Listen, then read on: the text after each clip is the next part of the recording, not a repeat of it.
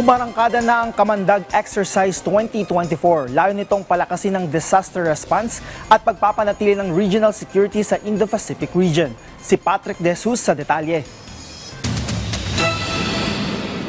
I hereby declare the Kamandag 08-24 open effective this day. Higit isang linggong magsasanay ang US Marines at Philippine Marine Corps sa ilalim ng kaagapay ng mga mandirigma sa dagat o Kamandag Exercises 2024. Ito na ang ikawalong beses ng nasabing pagsasanay na mas malaki ngayong taon at lalahukan ng higit 2,000 participants. Kasama rito ang Australian Defence Force, British Armed Forces, Japan Ground Self-Defense Force at Republic of Korea Marine Corps. Magsisilbi namang observer sa unang pagkakataon ang France, Thailand at Indonesia. Nakatuon ang Kamandag Exercises sa pagtugon sa disaster response at pagpapanatili ng regional security sa Indo-Pacific region.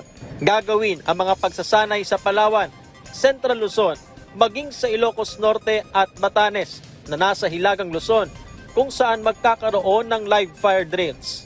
Kamakailan lamang nagsagawa ng military drills ang People's Liberation Army ng China sa paligid ng Taiwan.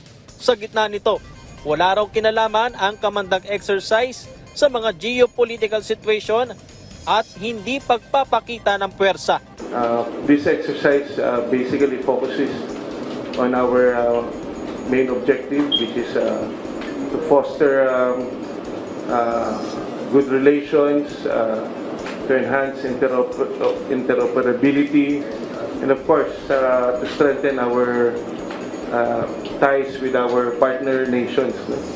And so this exercise, regardless of what's going on geopolitically, is going to happen, and it's to benefit really the Philippine Marine Corps, our partners and allies in the region, to come together to get better, to respond to anything such as the humanitarian crisis. Gayunman, isa sa mga senaryo ay ang paglilikas, gaya ng mga Pilipino sa Taiwan kung kakailanganin. Any crisis occurring in Taiwan would involve our concern to our OFWs in Taiwan. And I think it's more of a preparing our forces whenever there will be repatriation of our OFWs. We are not exercising to join the fight if there will be any fight in that part of the...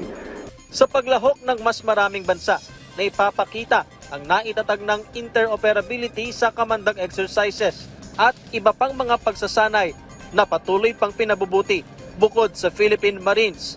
Lalahok din ang ilang tauhan ng Philippine Coast Guard at PNP.